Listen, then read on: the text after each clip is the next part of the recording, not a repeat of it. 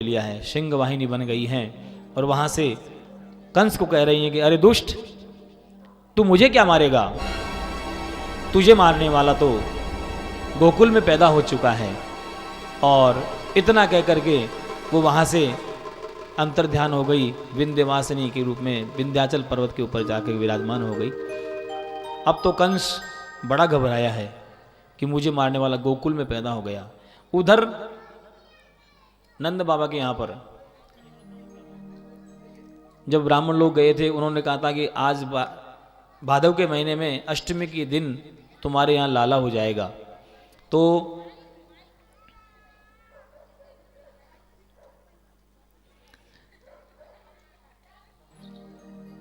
नंद बाबा के यहाँ पर लाला होने की खुशी में लाला होएगा, लाला होगा। अभी वहाँ लाला हुआ नहीं है, ये दिन की बता रहा हूँ बात, जब दिन की बता रहा हूँ, जब लाला नहीं हुआ था, जब की बात बता रहा हूँ। तो सारे ब्रजवासी गोकुलवासी बाबा के यहाँ लाला आने की खुशी में उत्सव मनाने की तैयारी में लगे हुए हैं। सुबह से लेकर शाम तक पूरे नंद भवन को गुब्बारों से सजाया है, फर्रियां लगाई हैं, बड़ा सुंदर नंद भवन को सजाया है। और सुबह से शाम हो गई, लेकिन नंदरानी के संतान होने की किसी को भी सूचना नहीं मिली। रात के 8 बज गए, 8 बजे तक भी कोई सूचना नहीं मिली। तो जो गोकुलवासी थे, गोप बालक, वो बोले बाबा, ब्राह्मणों ने आज के लिए कहा था क्या? बोले कहा तो आज के लिए ही था। बोले 8 बज गई, हम तो थक गए बाबा, आपको थोड़ा विश्राम कर लें। और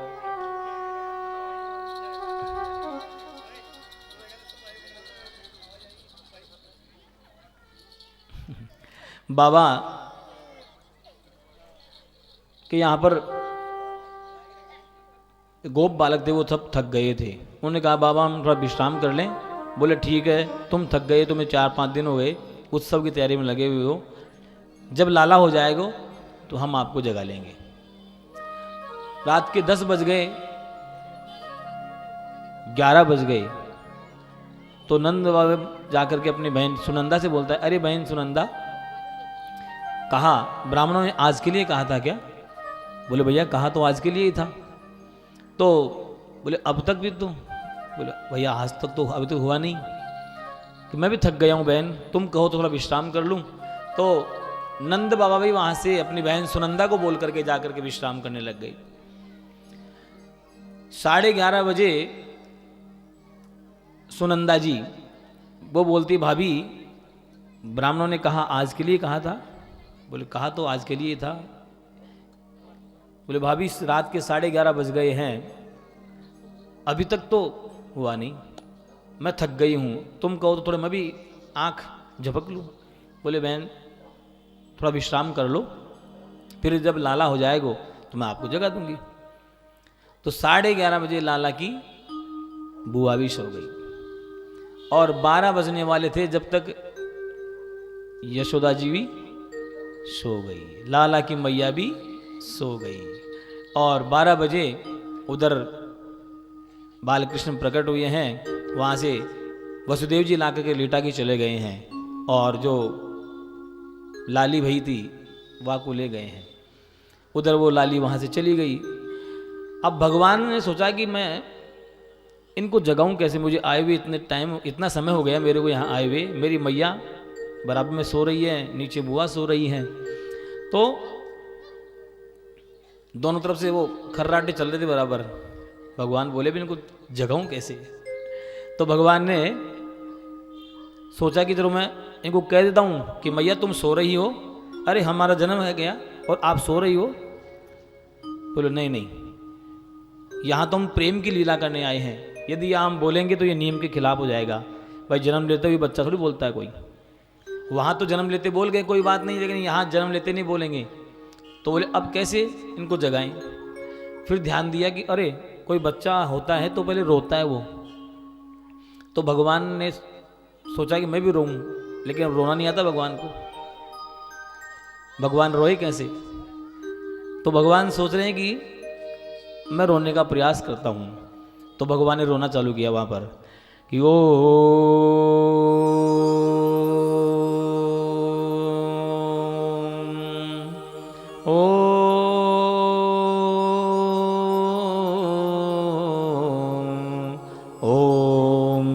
की ध्वनि निकल पड़ी।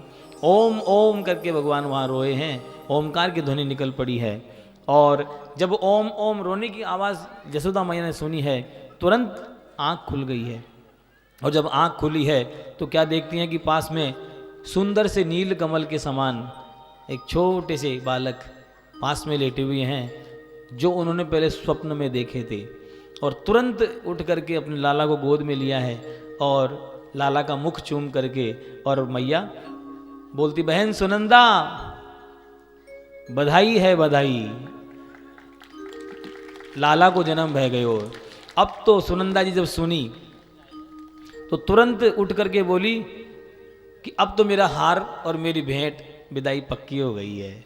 तुरंत दौड़ करके नंद बाबा के पास में गई हैं। और नंद बाबा के पास में जब गई हैं तो वहाँ देखते हैं नंद बाबा हाथ में माला लेके बैठे हुए हैं। कह के तो गए थे भाई मैं सोने जा रहा हूँ, लेकिन नींद नहीं आई क्योंकि लाला नहीं हुए थे ना।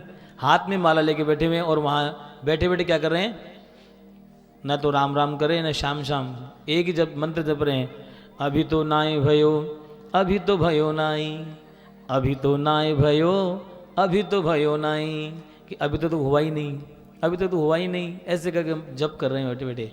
इतने में बहन सुनंदा बोल करके जाकर वहाँ बोलती है कि भैया नंद महाराज बधाई हो बधाई कि लाला को जन्म भयो है। और जो नंद बाबा ने लाला के जन्म की बात सुनी है तो बूढ़े, उम्र में बूढ़े थे ना, बूढ़े नंद बाबा के शरीर में जवानी आ गई। तुरंत से अपने पलंग से उछल करके नीचे खड़े हो गए हैं और तुरंत जा करके अपने घर परिवार वालों को सबको सूचना दी है। जमुना जी में जाकर के डुबकी लगाई है और डुबकी लगा करके अंदर नंद महल में आए हैं, शीशे के सामने खड़े होकर के और अपना श्रृंगार कर रहे हैं। मूँछों के ऊपर इत्र वगैरह लगा रहे हैं नंद बाबा और पूर्ण सज करके। और वहाँ से नंद बाबा अपने महल में लाला के दर्शन के लिए गए हैं। लाला के दर्शन किए हैं और दर्शन करके अपने आप को धन्य माना है। और प्रातःकाल गोकुलवासी जब उनको मालूम चला कि नंद बाबा के यहाँ लाला हो गया है, तो सुबह अलग अलग झुंडों में सब लोग सज धज करके और पीले वस्त्र पहन करके, आभूषण पहन करके, अपने हाथ में बधाइयाँ लेकर के और नंद महल की ओर चले जा रहे हैं। और सब लोग एक ही, बड़ा सुंदर दृश्य वहां बन गया है कि ब्रज में है रही जय जयकार, हो ब्रज में है रही जय जयकार, नंद घर लाला जायो है। ब्रज में है रही जय जयकार, नंद घर लाला जायो है। हो ब्रज में है रही जय जयकार, नंद घर लाला जायो है। ब्रज में रही जय जयकार, नंद घर लाला जायो है। लाला जायो है, लाला जायो है, लाला जायो है, यशोदा ने लाला जायो है। हो ब्रज में, हो ब्रज में, हो ब्रज में है रही जय जयकार, नंद घर लाला जायो है। हो ब्रज में है रही जय जयकार, नंद घर लाला जायो है।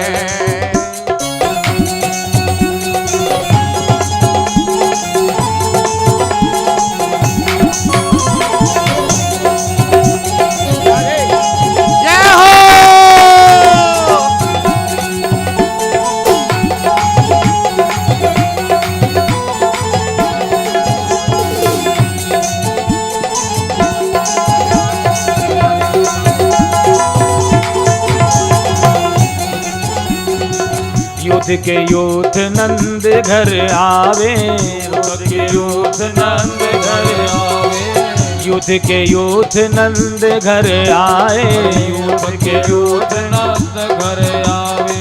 ग्वाल बाल सब हिल मिल गावे, ग्वाल बाल सब हिल मिल गावे, ग्वाल बाल सब हिल मिल गावे, ग्वाल बाल सब हिल मिल गावे।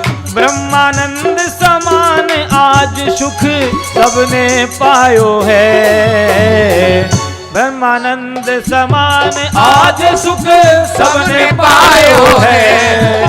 हो ब्रज में, हो ब्रज में, हो ब्रज में है रही जय जयकार, नंद घर लाला जायो है। हो ब्रज में है रही जय जयकार, नंद घर। बधाई हो, बधाई।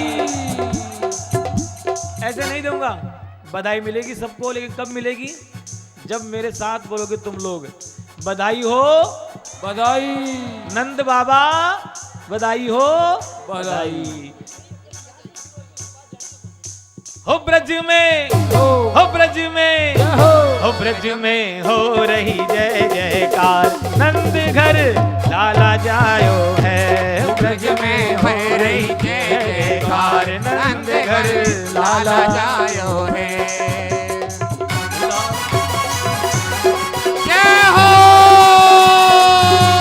बधाई हो, बधाई। जय हो बालकृष्ण लाला की।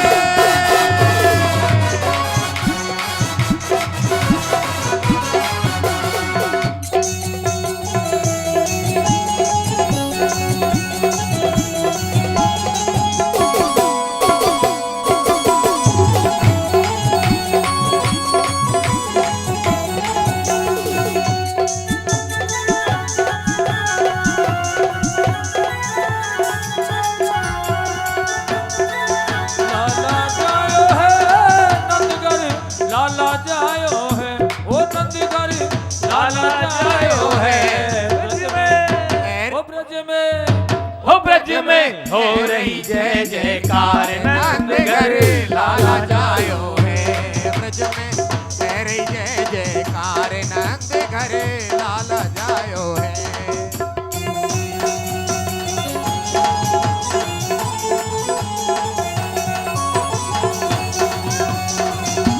बधाई हो, बधाई।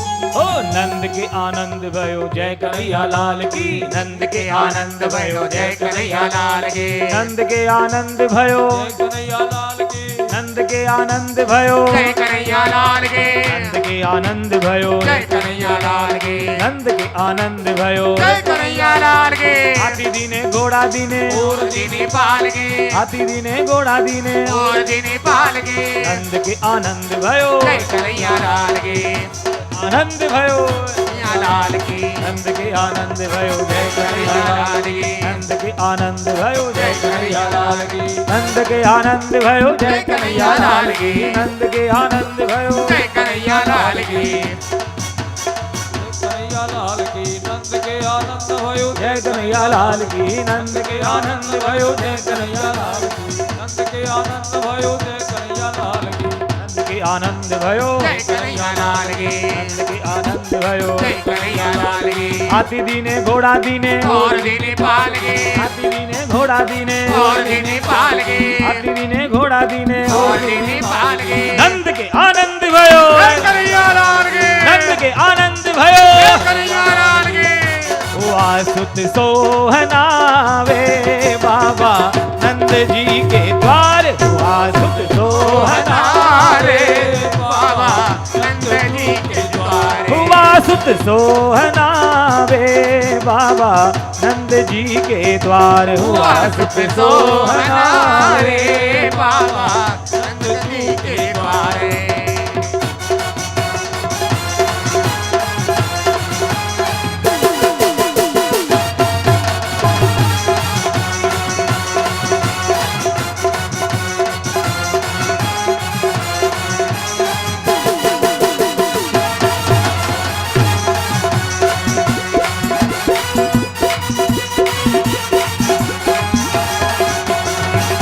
बधाई हो बधाई।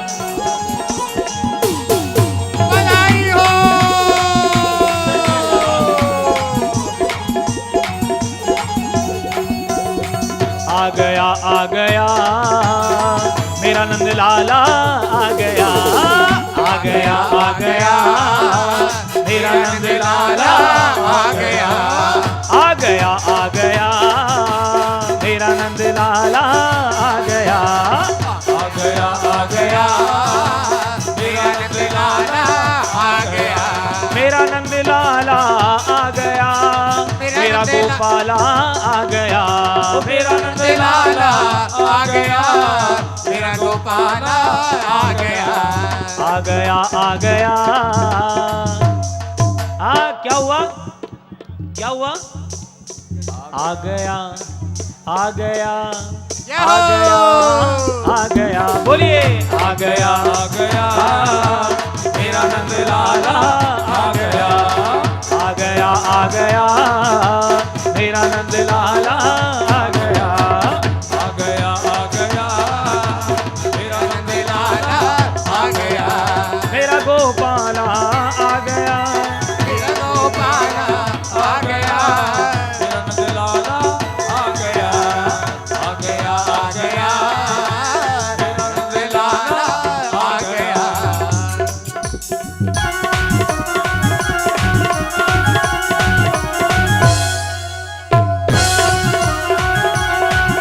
ताली बजा के स्वागत करें।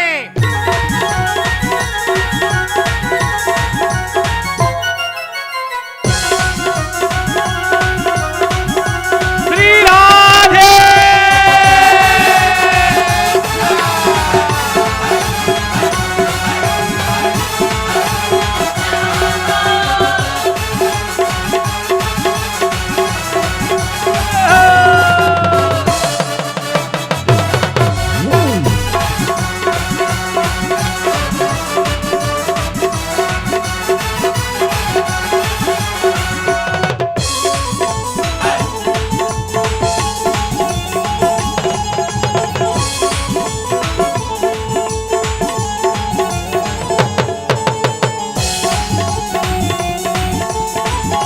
बाके बिहारी लाल की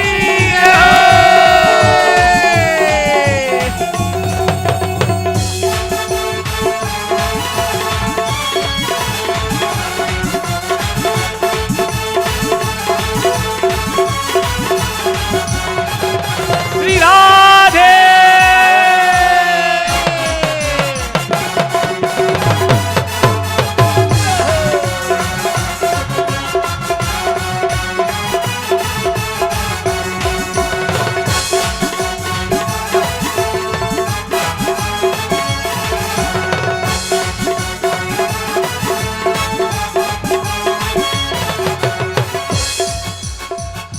बाके बिहारी लाल की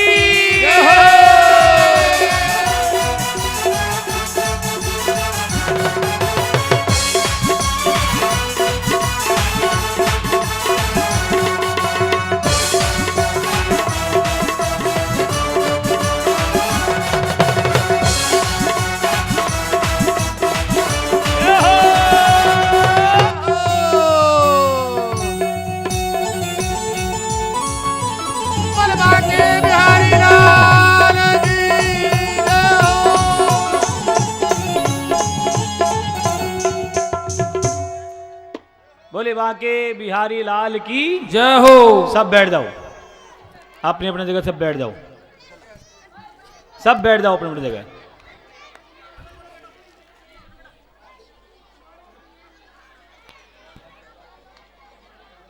उनको नंद बाबा के यहाँ जो लूटने गए थे वो आपस में ही लुटाने लग गए। ऐसे लूटने की इच्छा लेके गए थे, भाई हम ये लूट के लाएंगे, ये लूट के लाएंगे, लेकिन वो फिर सब लुटाने लग गए आपस के अंदर ही। इसलिए आप लोग भी हाँ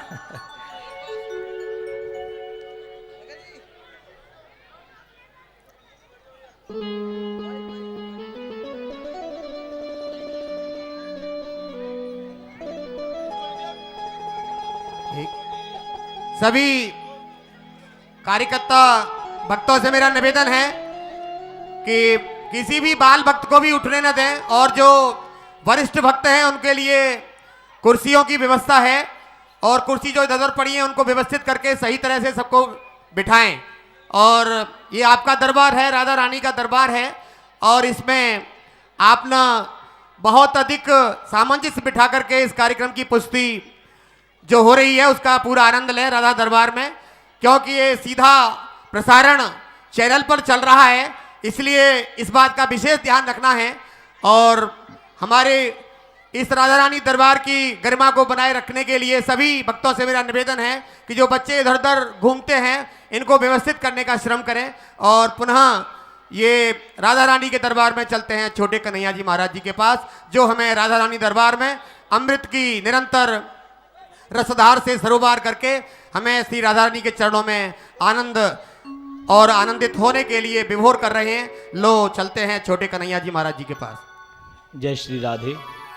तो यूथ के यूथ नंद घर आवे, अलग अलग यूथ वहां नंद भवन में पधारे हैं।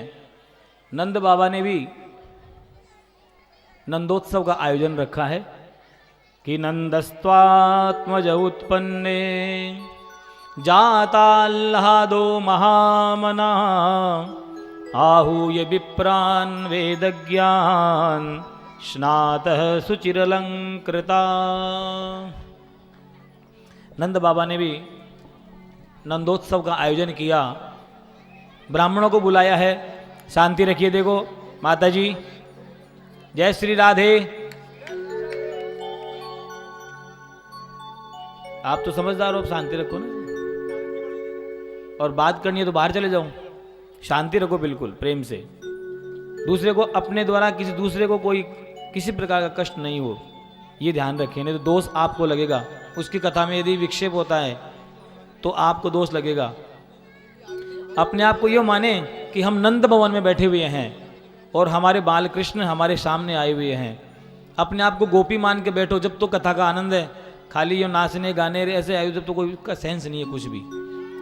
ये माने कि जीवन में बाल कृष्ण हमारे सामने प्रकट हुए हैं और हम उनके दर्शन करके अपने आप को धन्य धन्य महसूस कर रहे हैं।